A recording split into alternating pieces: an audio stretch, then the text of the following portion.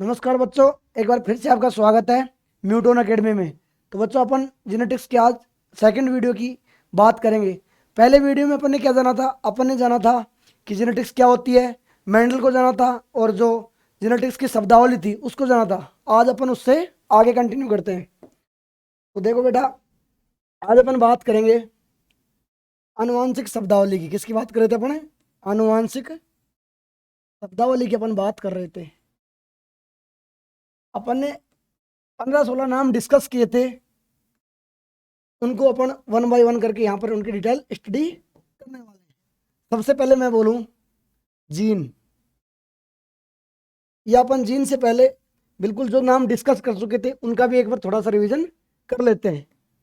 लक्षण, लक्षण के बाद अपन ने बात की थी आनुवांशिक लक्षण की। किसकी बात की थी? आनुवांशिक लक्षण की अपन ने बात की थी। इसके बाद बेटा अपन ने बात की थी ट्रेट की बात की थी। नंबर 4 पे अपन ने बात की थी जीन की बात की थी। इसके बाद बच्चों अपन ने एलील की बात की थी। नंबर 6 पे अपन ने बात की थी समयुग्मजी वह विषम युग्मजी, समयुग्मजी वह विषम युग्मजी की अपन ने बातें की थी। और अपन ने अगली बात की थी 7 नंबर पे प्रभावी एलील एवं अप्रभावी एलील। प्रभावी एलील व अप्रभावी एलील की यहाँ अपन ने बेटा जी चर्चा की थी। नंबर 8 पे अपन ने बात की थी स्वपरागण व परपरागण की बात की थी। स्वपरागण व अगली बात 9 नंबर में कहूँ कि अपन ने थोड़ा सा जाना था किसको? संकरण को। इसके बाद 10 नंबर पे अपन ने बोला था संकर संतति क्या होती है, इनकी अपन ने चर्चा की थी। 11 नंबर पे अपन ने बात की थी अंतः प्रजनन अवसाधन, अंतः प्रजनन अवसाधन की बातें हुई थी। अगली बात 12 नंबर पे मैं कहूँ पन्नेट वर्ग, कि जो पन्नेट नाम का साइंटिस्ट आया था उसने गणितीय वर्ग को बायोलॉजी में किस प्रकार से उसने इंट्रोड्यूस किया, इसकी चर्चा की थी। नंबर 13 पे अपन ने क्या जाना था? 13 नंबर पे मैं कहूँ कि अपन ने शंकर ओज के बारे में जाना था, शंकर ओज। इसके बाद नंबर 14 F1 एंड F2PD। और नंबर 15 पे अपन ने जाना था जीन प्रारूप व लक्षण प्रारूप, जीन प्रारूप व लक्षण प्रारूप। नंबर 16 की मैं बात करूं तो यहाँ पे अपन ने जाना था संकर पूर्वज क्रॉस, संकर पूर्वज क्रॉस, या मैं कहूँ बैक क्रॉस के बारे में अपन ने जाना था। ये चर्चा अपनी पिछली क्लास में हुई थी। आज अपन वन बाय वन करके इनको डिस्कस करते हैं। तो सबसे पहले अपन बच्चों बात करेंगे किसकी? लक्षण की बात करेंगे। या लक्षण की बात तो थोड़ी बहुत पिछली क्लास में भी हो चुकी थी। सबसे पहले अपन बात करेंगे नंबर 1 लक्षण, बोले तो कैरेक्टर। किसकी बात करेंगे? कैरेक्टर की। तो बेटा मैं आपको बता दूं कि कैरेक्टर होता क्या है। सबसे पहले अपन बात करेंगे, जैसे आपने सुना होगा किसी भी चीज को देख के अपन उसकी विशेषता जानने की कोशिश करते हैं। या मैं कहूं बायोलॉजी की भाषा में कि जैसे मान लो कोई जीव है, क्या है? कोई जीव। इस जीव की कोई भी विशेषता हो, कोई भी क्या हो? विशेषता। इस विशेषता को क्या बोलेंगे? लक्षण। क्या बोलेंगे इसको? लक्षण। किसी भी जीव की कोई भी जो विशेषता होती है उसे क्या बोलते हैं? लक्षण। तो यहां पे मैं लिख दूं कि किसी भी जीव की कोई भी विशेषता, कोई भी विशेषता लक्षण कहलाती है, लक्षण कहलाती है। क्या कहलाती है बच्चों? लक्षण कहलाती है। जैसे एग्जाम्पल के तौर पे मैं बात करूं, जैसे अपन बोल देते हैं कि पादप, जैसे अपन ने बोला पादप, तो पादप बोलने के बाद अपन अलग अलग लक्षण के बारे में समझाते हैं कि हम किसकी बात कर रहे हैं, पादप की लंबाई की बात कर रहे हैं, या पादप में जो पुष्प है उनकी बात कर रहे हैं, या मैं कहूं पादप में जो पुष्प की स्थिति है उनकी बात कर रहे हैं। ये सब क्या हो गए जी, लक्षण। जैसे मैं कह दूं पादप की लंबाई, क्या हो गया जी, पादप की लंबाई। अगली मैं बात करूं कि पुष्प की स्थिति, पुष्प की स्थिति, ये सब क्या है, लक्षण। इसी प्रकार से मैं जंतु के लिए बात कर लूं, जैसे मान लो किसी को भी आपने देखा और देखते ही आपके दिमाग में उसको पहचानने के लिए जो भी थॉट प्रोसेस हुआ, जो भी करेक्टरिस्टिक्स डेवलप हुआ, उस करेक्टरिस्टिक्स को क्या कहते हैं, लक्षण कहते हैं। क्या कहते हैं, लक्षण। देखो तो जैसे आप जंतु के लिए बात करते हो कि जंतु का स्किन कलर क्या है, स्किन कलर, या मैं कहूं कि इस जंतु के जो शरीर के संगठन है वो किस प्रकार से है, शरीर का संगठन, शरीर का संगठन, ये सब क्या हो गए बेटा जी, लक्षण। क्या हो गए, लक्षण। अब अपन बात करते हैं नंबर 2 पे, आनुवांशिक लक्षण की बात करते हैं। किसकी बात करते हैं बेटा, आनुवांशिक लक्षण की अपन बातें करेंगे। देखिए आनुवांशिक लक्षण ये क्या होता है सर, अभी देखो बेटा इसको अपन इसका पोस्टमार्टम करते हैं कि मान लो किसी भी लक्षण है या कोई भी जीव का कोई भी लक्षण है, उस लक्षण को यदि जीन नियंत्रित कर रही है तो अपन क्या कहेंगे, ये आनुवांशिक लक्षण है।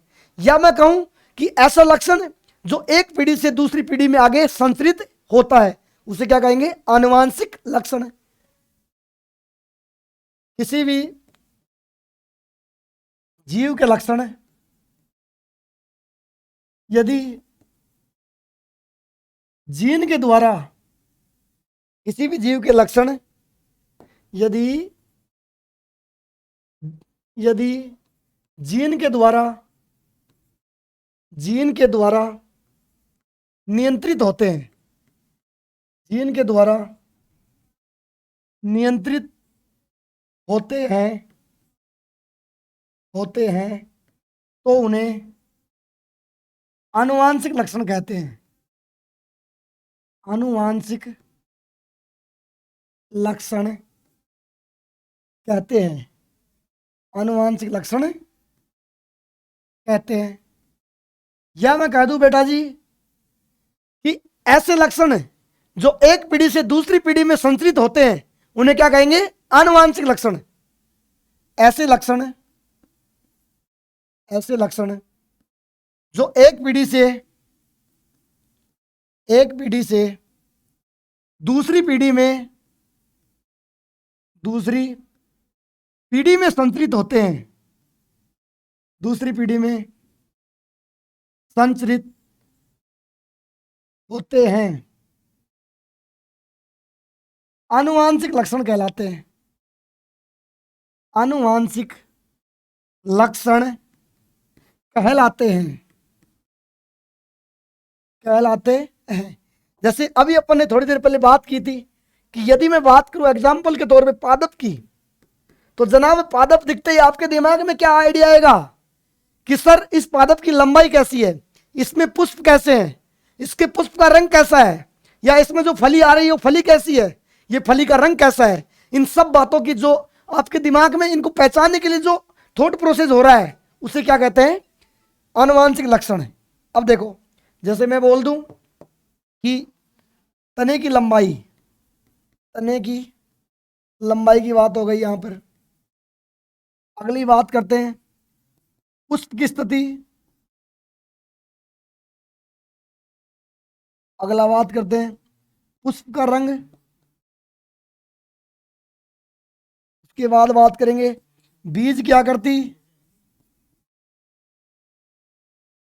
फिर बात करते हैं बीज का आकार। अगली बात करेंगे बेटा अपन, मान लो कोई जंतु है, तो जंतु में जैसे आनुवांशिक लक्षण अभी थोड़ी देर पहले अपन ने चर्चा की थी कि उस जंतु का जो शारीरिक संगठन है वो कैसा है, उस जंतु में जो स्किन का कलर है वो कैसा है। ये सब बातें क्या हो गई, आनुवांशिक लक्षण। जैसे जंतु की जो शारीरिक संगठन है, शारीरिक संगठन, त्वचा का रंग, या मैं कह दूं सींगों का प्रकार, ये सब क्या हो गए? आनुवांशिक लक्षण। अब अगली बात करते हैं अपन, नंबर 3 पे अपन बात करेंगे किसकी? ट्रेट की। इस सॉरी ट्रेट क्या होता है? इस ट्रेट को बेटा हिंदी में बोलते हैं वैशेषक। क्या बोलते हैं? वैशेषक। और वैशेषक जो शब्द है ये आया है एक विशेषता शब्द से। किससे बना है? विशेषता शब्द से। तो इसका मतलब क्या होता है? इधर देखो, मैं कहूं कि जैसे मान लो कोई लक्षण है। क्या है? कोई लक्षण। इस लक्षण का विपरीत विपर्यासी प्रकार, विपरीत विपर्यासी जो प्रकार है वो क्या कहलाता है? ट्रेट। इस लक्षण का जो विपरीत विपर्यासी प्रकार, या सीधी सीधी भाषा में मैं बात करूं कि सर किसी भी लक्षण का जो विलोम शब्द है, या मैं कहूं किसी भी लक्षण का जो प्रकार है वही क्या कहलाता है? ट्रेट। या मैं कह दूं लक्षण का प्रकार। ये बात हो गई किसकी? ट्रेट की बात हो गई। सर हमको तो एग्जाम्पल से समझाओ, बिना एग्जाम्पल चीज हमारे समझ में नहीं आती। अब देखो एग्जाम्पल की मैं बात करूं, जैसे आप कहोगे कि पादप की लंबाई, पादप की लंबाई, जो पादप की लंबाई है ये क्या है? एक लक्षण है। क्या है? लक्षण। और लक्षण भी कौन सा जी? आनुवांशिक लक्षण। तो मैं कह दूं कि मान लो पादप लंबा है या बौना है, किसी भी लक्षण को लेकर दो बातें की जाएंगी और दोनों बातें आपस में क्या होंगी? विपरीत। जैसे मान लो लंबा और दूसरा बोल दूं बौना, तो जनाब ये जो लंबा और बौना है ये क्या है जी? ट्रेट। क्या है? ट्रेट। अब देखो कि जो मेंडल साहब थे, मेंडल साहब ने कितने लक्षण लिए थे और कौन कौन से उनके ट्रेट थे, एक नजर अपन इस पर डालते हैं। तो मैं यहां पर ले लूं, सबसे पहले अपन बात करेंगे कि जो मेंडल थे, मेंडल ने मेंडल ने मेंडल ने मटर के पादप, मटर के पादप में 7 जोड़ी विपरीत विपर्यासी लक्षणों को चुना। विपर्यासी लक्षणों को चुना जो 4 गुणसूत्रों पर स्थित थे, जो 4 गुणसूत्रों पर स्थित थे। तो जो मेंडल साहब थे उन्होंने 7 जोड़ी विपर्यासी लक्षणों को चुना और जो 4 गुणसूत्रों पर स्थित थे। तो अपन बात करते हैं आखिर वो 4 या जो 7 लक्षण है वो कौन कौन से 7 लक्षण थे। सबसे पहले बात करेंगे अपन यहां पर लक्षण की, इसके बाद अपन ये बात होगी इसकी लक्षण की, उसके बाद अपन उसके ट्रेट की बात करेंगे। इसकी बात करेंगे ट्रेट की। इधर मान लो प्रभावी और इधर अप्रभावी, और लास्ट में उसका जो रिप्रेजेंटेशन है, प्रदर्शन, उसकी बात करेंगे। तो सबसे पहले बेटा मैं बात करूंगा नंबर 1, बोले तो पादप की लंबाई। पादप की लंबाई। अब देखो पादप की लंबाई के 2 ट्रेट हैं, एक मैं कह दूं लंबा, दूसरा बोना। कि पादप या तो लंबा हो सकता है या फिर बोना हो सकता है। अब लंबे को मैं किस प्रकार से रिप्रेजेंट करूंगा? यहां पर लंबे को मैं बोलूंगा कैपिटल टी, कैपिटल टी, और बोने को क्या बोलूंगा? Small T, small T. ये बात हो गई नंबर 1। अगली बात करते हैं नंबर 2। नंबर 2 बात करेंगे पुष्प की स्थिति। पुष्प की स्थिति। अब देखो, या तो पुष्प लगा होगा अक्षीय या फिर लगा होगा शीर्षस्थ। बोले तो या तो अक्ष पे लगा होगा या फिर चोटी पे लगा होगा। तो मैं यहां से कह दूं अक्षीय या फिर शीर्षस्थ। यहां पे दो बात हो गई। अब देखो, अक्षीय को मान लो मैं कैपिटल ए से रिप्रेजेंट कर दूं और शीर्षस्थ को मैं स्मॉल ए से रिप्रेजेंट कर सकता हूं। नंबर 3, ये बात हो गई किसकी? पुष्प की स्थिति की। अगली बात करते हैं नंबर 3, पुष्प का रंग। पुष्प का रंग। अब जो मटर का पुष्प है वो या तो बैंगनी होगा या फिर सफेद होगा, और बैंगनी इसका एक प्रभावी रंग है, सफेद एक अप्रभावी रंग है। तो बच्चों इसका जो सफेद रंग है, सॉरी बैंगनी रंग है, वो क्या होगा? प्रभावी होगा, बैंगनी, और इधर क्या होगा? सफेद। अब देखो, अपन बैंगनी को क्या कह सकते हैं? बैंगनी को अपन कह सकते हैं वोयलेट। क्या कह सकते हैं? वोयलेट। बोले तो मैं इसको कैपिटल वी से यहां पर रिप्रेजेंट कर सकता हूं, और सफेद को स्मॉल वी से रिप्रेजेंट कर सकते हैं। नंबर 3, अगली बात करते हैं अपन। नंबर 3 हो गए, नंबर 4 की बात करेंगे। नंबर 4 बात कर लेते हैं, जैसे फली का रंग, कि जो मटर की फली है उसका रंग कैसा होगा? आप देखोगे कि जो मटर की फली है वो पकने के बाद कैसी होगी? पीली। इसका मतलब जो पीला रंग है उसका प्रभावी रंग है। कैसा रंग है? प्रभावी रंग है।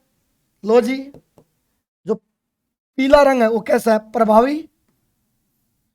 और अगर मटर की फली मान लो कम पके तो उसका रंग कैसा होगा? हरा। सॉरी, फली का रंग की बात करें पड़े, बीज के रंग की बात नहीं करें। जो मटर की फली है वो सामान्यतः कैसे होगी? सामान्यतः होगी हरी, और पकने के बाद होगी पीली। हरा और पीला। तो जो फली है वो नॉर्मली कैसी होगी? हरी, और जो बीज है वो कैसा होगा? पीला। तो यहां पर जो फली का रंग प्रभावी हो कैसा है? हरा।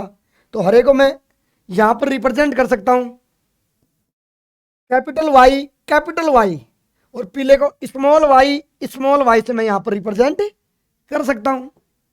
अगली बात करते हैं नंबर 4 या नंबर 5। नंबर 5 अपन बात करेंगे फली की आकृति।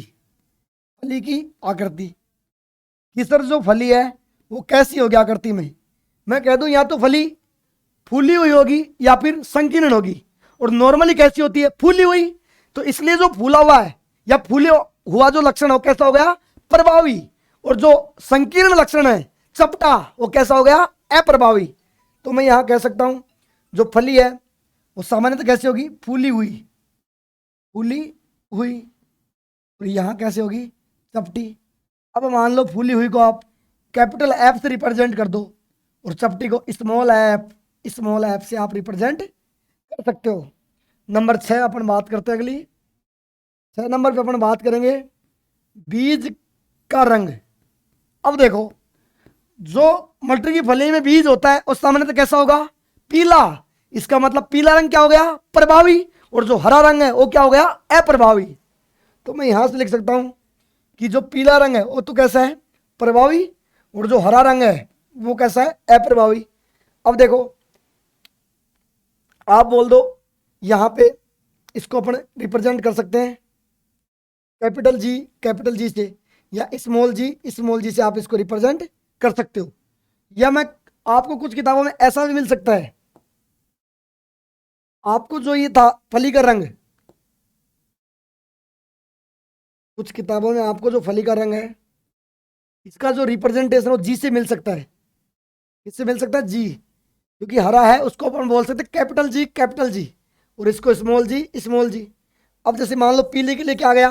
कैपिटल वाई, यहां पर स्मॉल वाई। और लास्ट बात करेंगे अपन नंबर 7,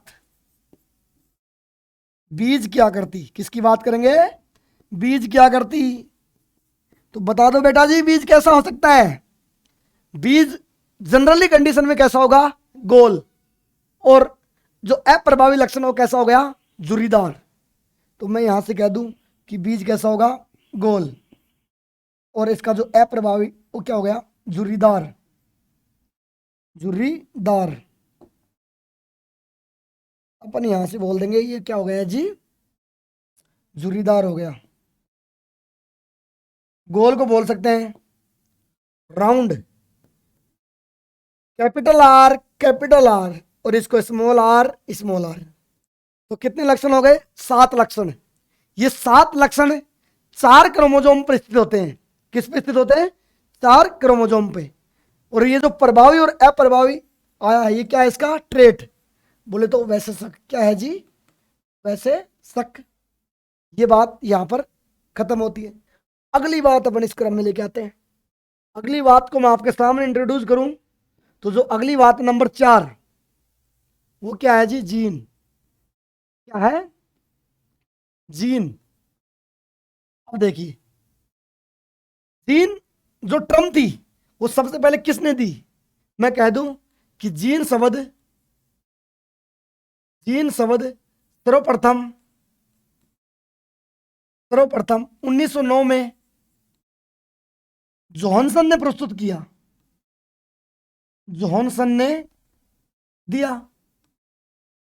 और जो हमारे मेंडल साहब थे वो बोल रहे थे ना कि कुछ तो होता है जो लक्षणों को नियंत्रित करता है। आखिर वो कुछ क्या होता है, इसको समझा किसने, जोहानसन ने बताया कि जो मेंडल बोल रहा है कुछ होता है, कुछ कारक होते हैं, जो कारक बोल रहा है, हकीकत में जो कारक है वही क्या है, जीन। तो मैं यहां कह सकता हूं कि मेंडल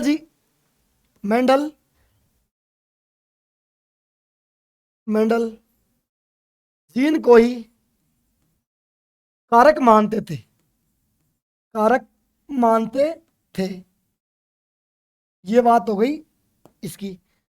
अब बात करेंगे कि ये जीन होता क्या रियल में, कि अपन सुनते रहते हैं जीन, ये लक्षण आएगा जीन के कारण, जो भी होगा जीन के कारण।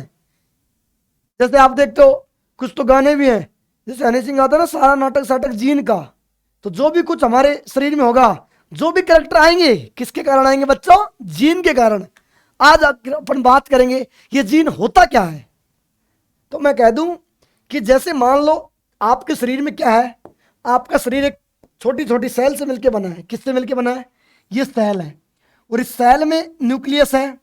ये जी न्यूक्लियस ले लो, इस न्यूक्लियस में क्या है, क्रोमोसोम, बोले तो गुणसूत्र।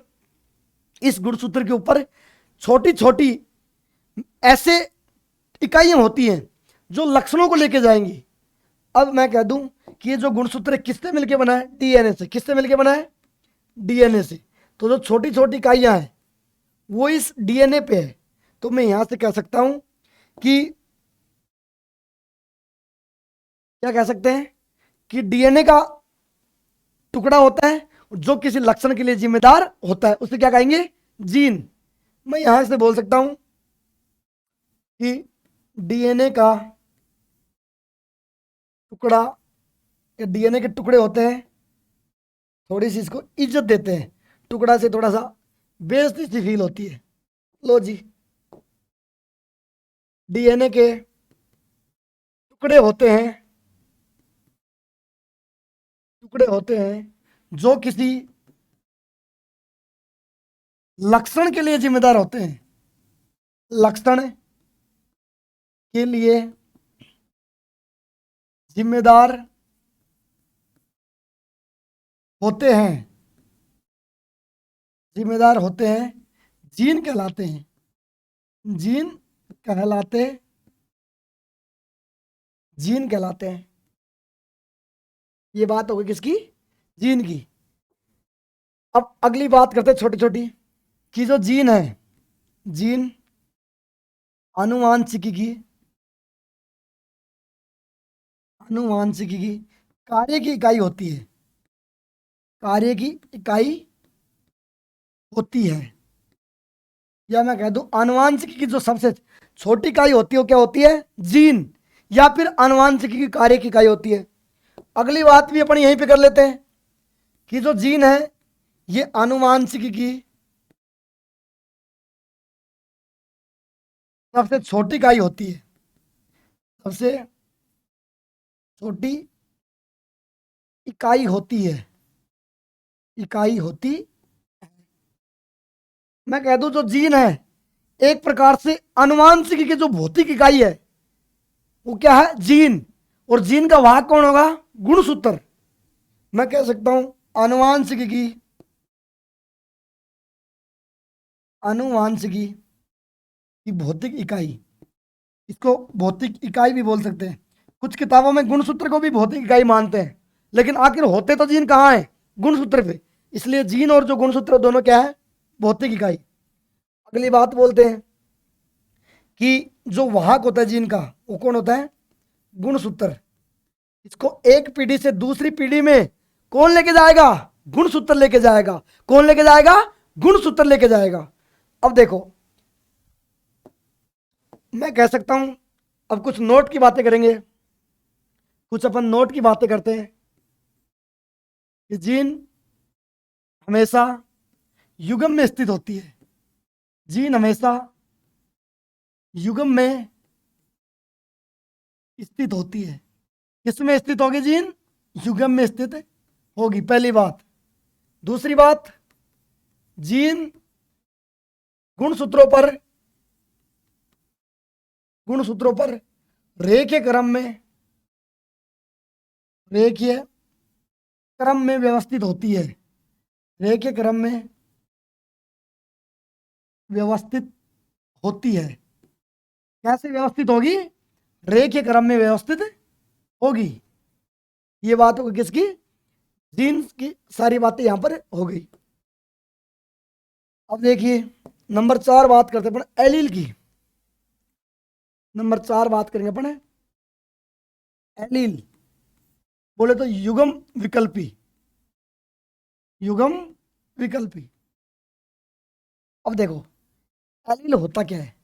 सबसे पहले बेटा बात करेंगे कि एलील एक बहुत प्यारा सा शब्द है, और ये शब्द आपको पता है किसने दिया, डब्ल्यू बैडसन ने। किसने दिया, डब्ल्यू बैडसन ने।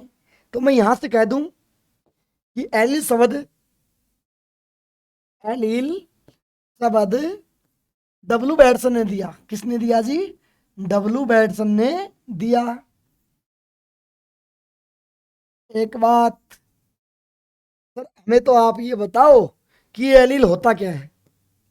तो मैं कह दूं कि समजात गुणसूत्र की समान स्थिति पे, समजात गुणसूत्र की समान स्थिति पे जीन की एकांतरित अवस्था को ही क्या कहते हैं, एलील कहते हैं।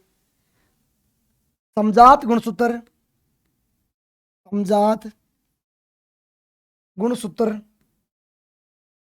समजात गुणसूत्र युग्म पर, समजात गुणसूत्र युग्म की, समजात गुणसूत्र युग्म की समान स्थितियों पर, समान स्थितियों पर जीन की एकांतरित अवस्था को, जीन की एकांतरित अवस्था को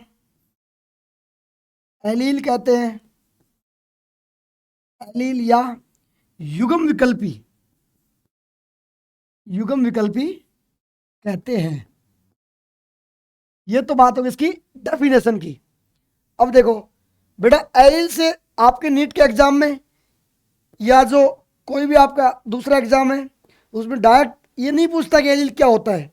आपको पूछता है कि निम्न में से आप सेलेक्ट कीजिए कि कौन एलील है या कौन एलील नहीं है।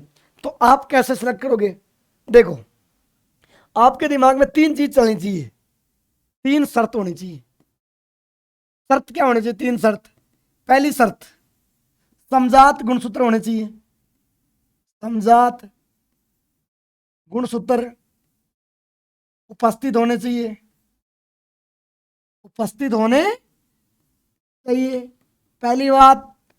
नंबर 2 की मैं बात करूं कि जीन की एकांतरित अवस्था होनी चाहिए। क्या होनी चाहिए, जीन की एकांतरित अवस्था। तो मैं यहां से कह दूं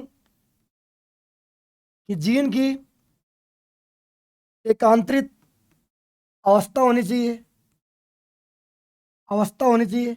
और नंबर तीसरी बात कि जो एकांतरित अवस्था है वो बिल्कुल समान स्थिति पे होनी चाहिए। कैसे होनी चाहिए? समान स्थिति, सेम लोकस या सेम लोकाई पर, या मैं कह दूं सेम लोकस या फिर लोकाई। इसका मतलब होता है समान स्थिति, समान स्थिति समान स्थिति पर होनी चाहिए। सर एक बात समझा दो हमको, ये सेम लोकस या लोकाई का लफड़ा हमारे समझ में नहीं आता कि ये क्या है। देखो बहुत प्यारा सा मैं एग्जांपल लेता हूं मेरे लड्डू बेटा के लिए। देख बेटा, ये मान लो दो चीज है, या मैं कह दूं ये दो आदमी खड़े हैं।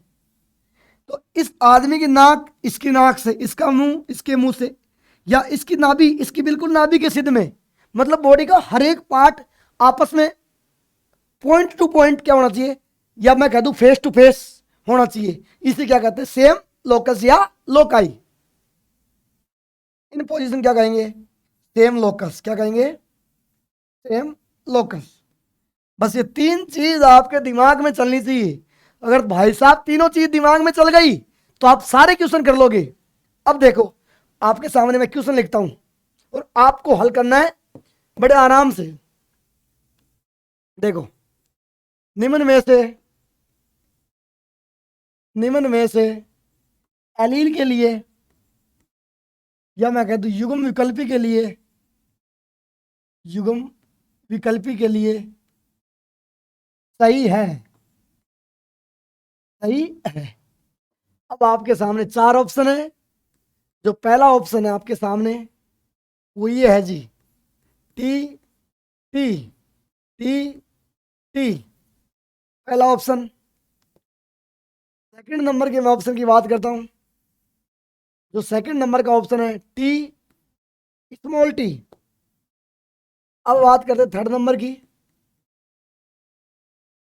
थर्ड नंबर में अपन बात कर लेते हैं, ये लो थर्ड नंबर की बात कर लेते हैं, T small T capital T.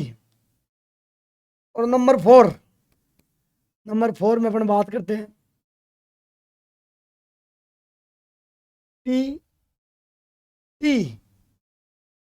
Small T, या आप एक टी और टी। अब आपको ये बताना है कि इनमें से कौन सा जो पेयर है वो एलील के लिए सही है।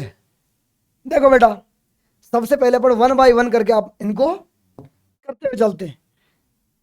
सबसे पहले के पास गया कि भाई बता तेरी शर्त क्या है। ये बोला कि तेरी शर्त क्या है, कि तू मुझे बता सकता है क्या कि मैं एलील हूं या नहीं हूं। बोला रुक, अभी मैं अपने जो शर्त है उसको लगाता हूं तेरे ऊपर, थोड़ा सा पोस्टमार्टम करता हूं और तेरे को बताता हूं। पहली बात, भाई क्या इसमें समझात गुणसूत्र है क्या?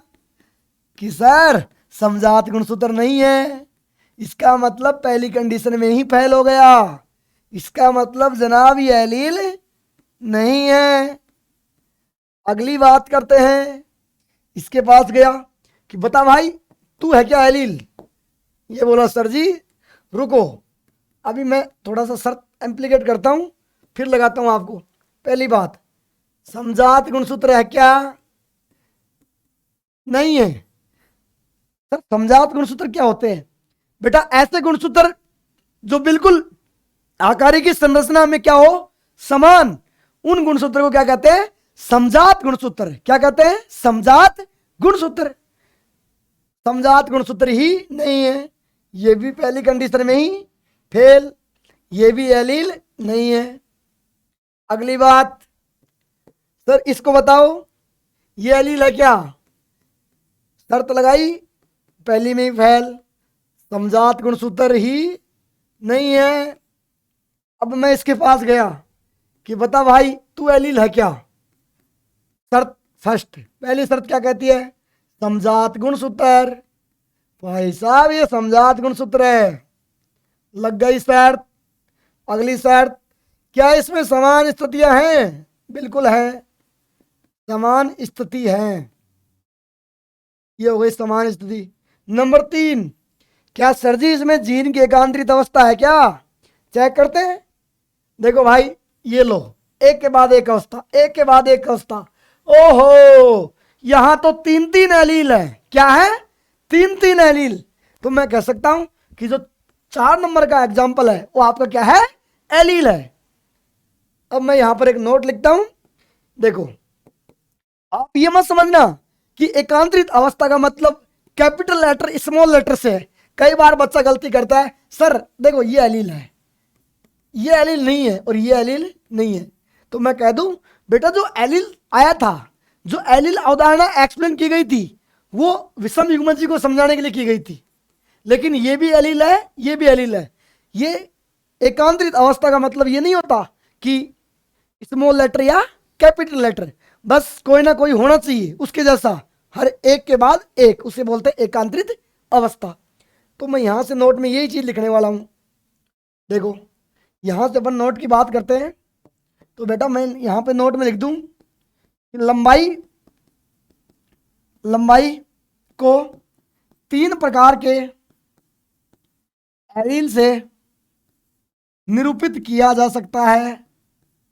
3 प्रकार के एलील से निरूपित किया जा सकता है, निरूपित किया जा सकता है। लो जी, पहला मैं कह सकता हूं कि सर मैं इसको कैपिटल टी बोल सकता हूं। बहुत बढ़िया। नंबर 2 कि मैं इसको कैपिटल टी स्मॉल टी भी बोल सकता हूं। और नंबर 3 स्मॉल टी भी बोल सकता हूं। बस मर्जी आपकी है। ये तीनों क्या है? एलील।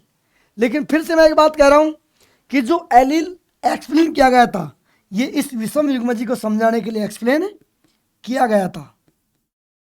लेकिन इसका मतलब ये नहीं है कि ये ऊपर वाला या नीचे वाला एलील नहीं है।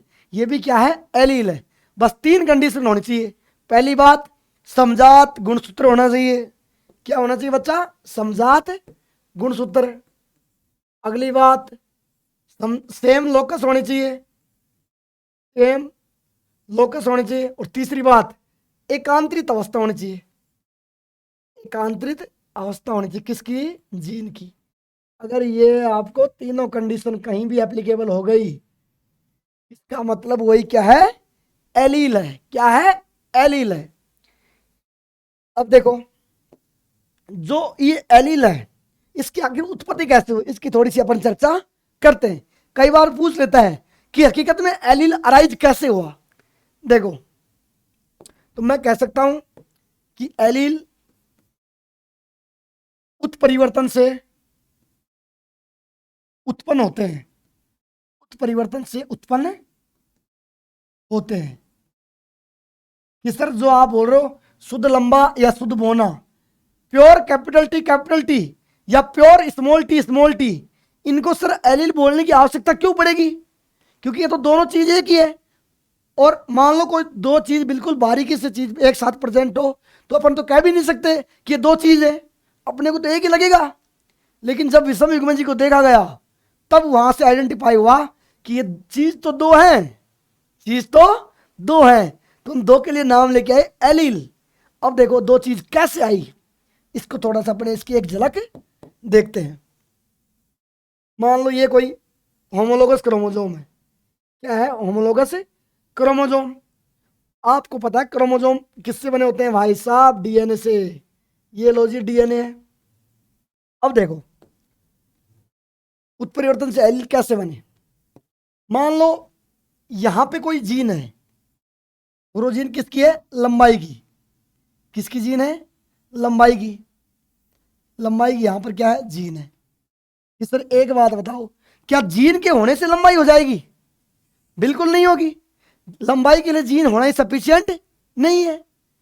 उस जीन का बोले तो एक्सप्रेशन होना भी जरूरी है। दो बात। तीसरी बात, एक्सप्रेशन के लिए वातावरण का होना भी जरूरी है। किसी भी जीन को अपना लक्षण प्ले करने के लिए 3 बातों का होना जरूरी है। पहली बात कौन सी है? कि जीन होनी चाहिए। दूसरी बात, उसका प्रदर्शन होना चाहिए। तीसरी बात, उसके प्रदर्शन के लिए वातावरण होना चाहिए। ये 3 बात होनी चाहिए, तभी अपन कह सकते हैं कि ये क्या है? एलील है। अब देखो, ब्रह्मा की इस प्यारी सी दुनिया में बेटा सबसे पहले तो कोई अप्रभावित था ही नहीं। जब ब्रह्मा ने सबसे पहले जो वाइल्ड एलील बनाए थे, वो सारे कैसे थे? डोमिनेंट, प्रभावी थे। फिर अप्रभावी कहां से आए? प्रकृति में धीरे धीरे उनमें चेंज होते गए, उत्परिवर्तन होते गए, तब जाके क्या बने, अप्रभावी एलील बने। देखिए मान लो यहां लंबाई की जीन है। अब आपको पता जीन क्या है, डीएनए का टुकड़ा। क्या है जी, डीएनए का टुकड़ा। अब डीएनए है तो क्या बनाएगा जी, आरएनए बनाएगा, और आरएनए है तो क्या बनेगा जी, प्रोटीन बनेगा। और मान लो ये प्रोटीन कुछ इस प्रकार का बनता है कि ये लंबाई को बढ़ाता है। किसको बढ़ाता है, लंबाई को बढ़ाता है। तो आप भाई साहब इसको कह सकते हो सर ये लंबा है, बोले तो कैपिटल टी है। क्या है, कैपिटल टी है। अब देखो इधर, मान लो सर इसके पास भी जीन है, इसके पास भी डीएनए का टुकड़ा है, डीएनए का टुकड़ा है, और जो ये वाला टुकड़ा है ये भी सर आरएनए बना रहा है, और ये भी आरएनए भी क्या बनाएगा, प्रोटीन। लेकिन सर मान लो अगर ये यहां पर प्रोटीन बना दे तो ये भी क्या हो जाएगा, लंबा। मतलब दोनों कैसी हो गई, डोमिनेंट, प्रभावी हो गई। क्या हो गई, प्रभावी। अभी मैंने आपके सामने 3 कंडीशन इंट्रोड्यूस की थी।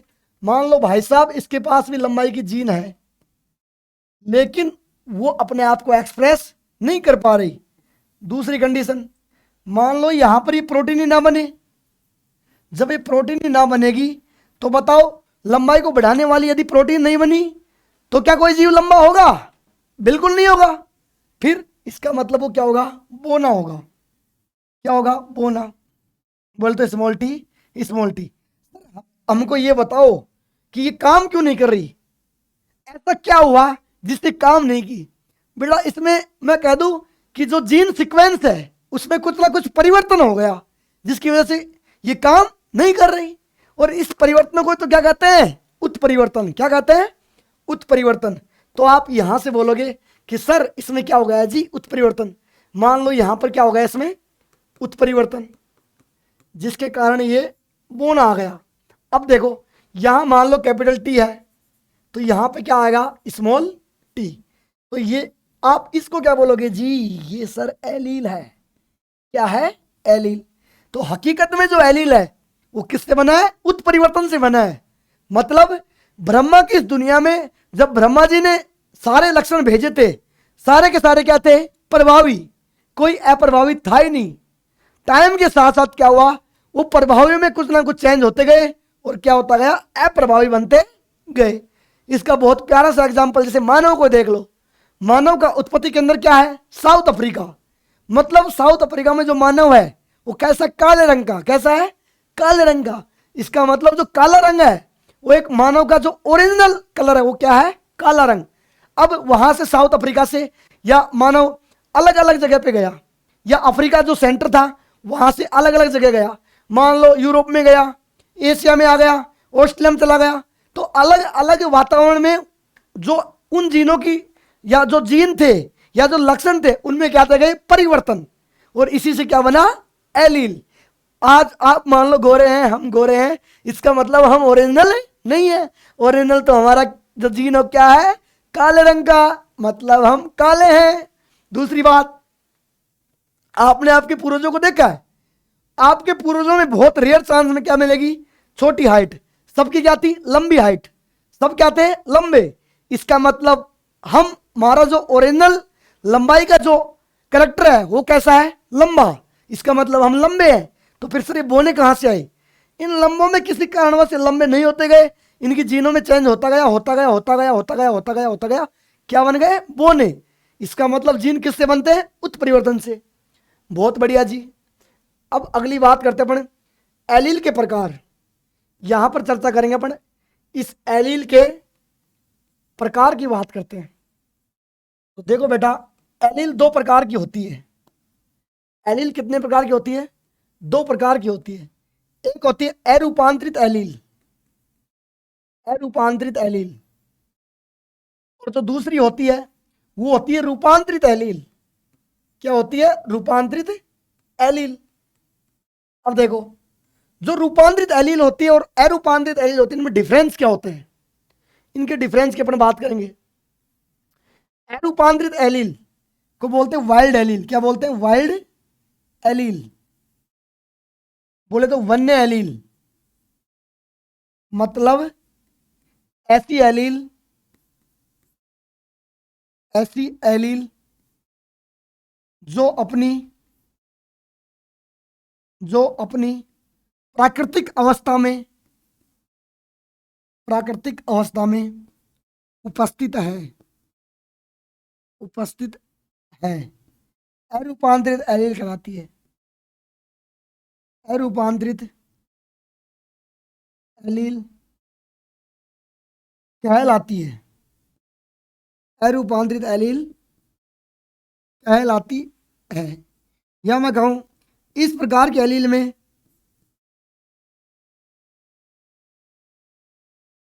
अभी तक कोई परिवर्तन नहीं हुआ, अभी तक कोई परिवर्तन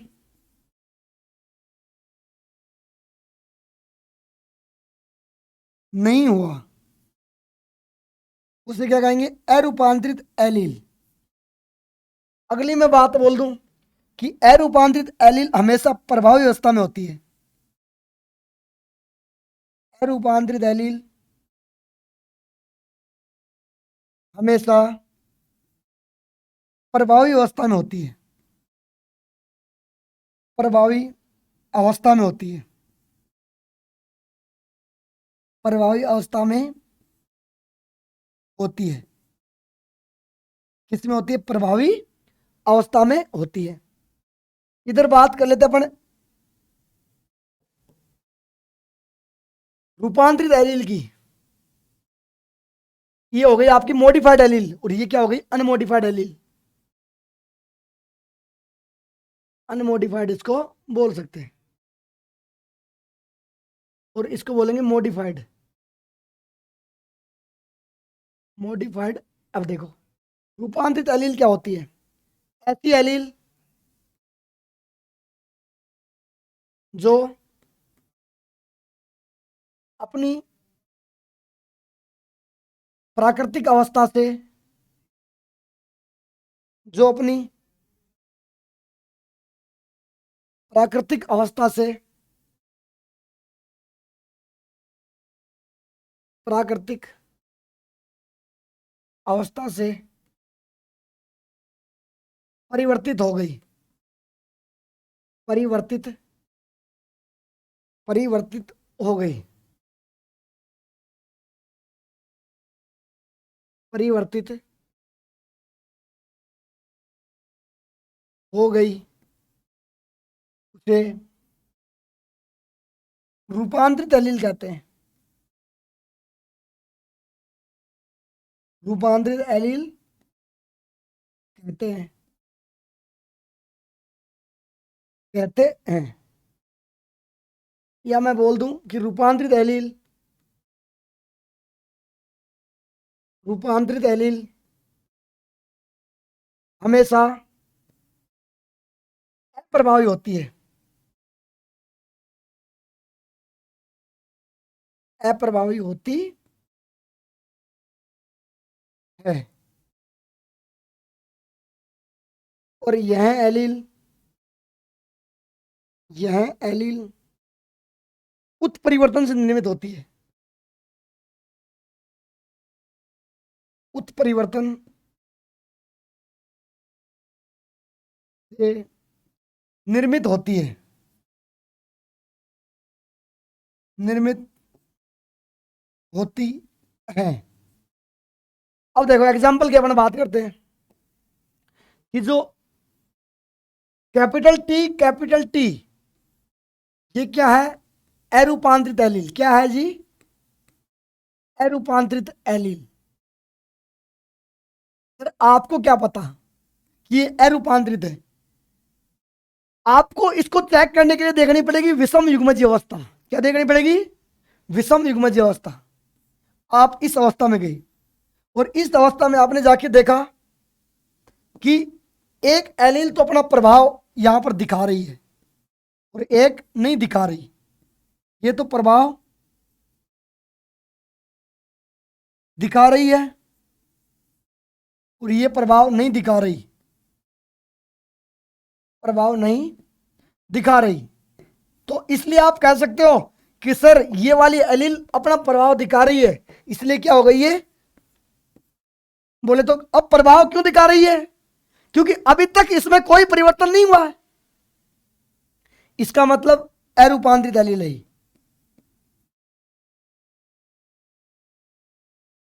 और ये वाली कैसे हो गई, रूपांतरित।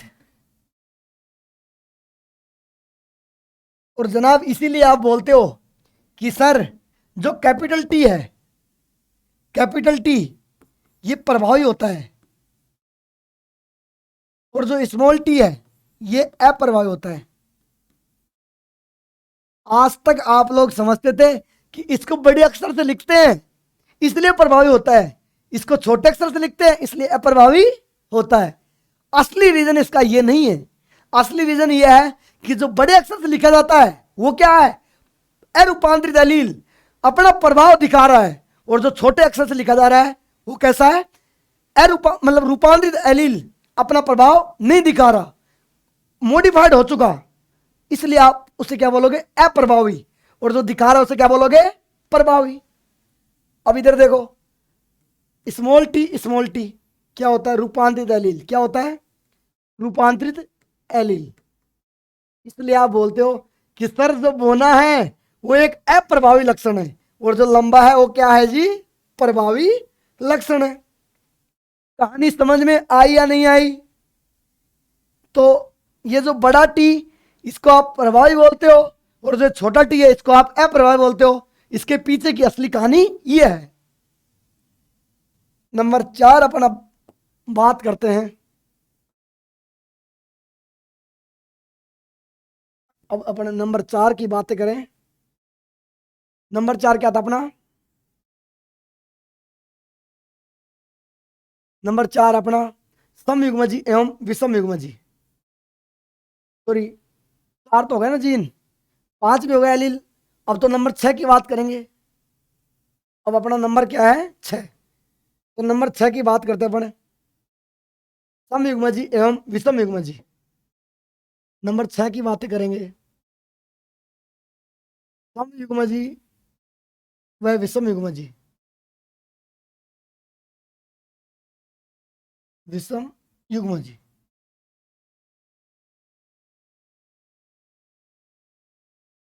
इसकी चर्चा अपन करेंगे बेटा नेक्स्ट क्लास में, इसमें करेंगे नेक्स्ट क्लास।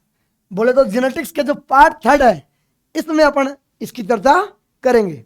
देखो बेटा, जो आपकी जेनेटिक्स यूनिट चल रही है इसको आपको बढ़िया से मेहनत करनी है, हर एक चीज को बिल्कुल ठंडे दिमाग से सोचना है, समझना है, उसके प्रॉपर नोट्स बनाने हैं, और छोटी छोटी चीज़ों को 1-2 क्लास से और छोटी छोटी चीज़ चलेंगी, इसके बाद इसके जो असली कंसेप्ट है वो आएंगे। तो बिल्कुल डेडिकेशन से पढ़ना, आपको बिल्कुल प्रॉपरली मेहनत करनी है। और जेनेटिक्स जो यूनिट है ये लगभग 4-5 क्वेश्चन हर एग्जाम में लेकर आती है। तो ठीक है बेटा, मिलते हैं अगली क्लास में, धन्यवाद।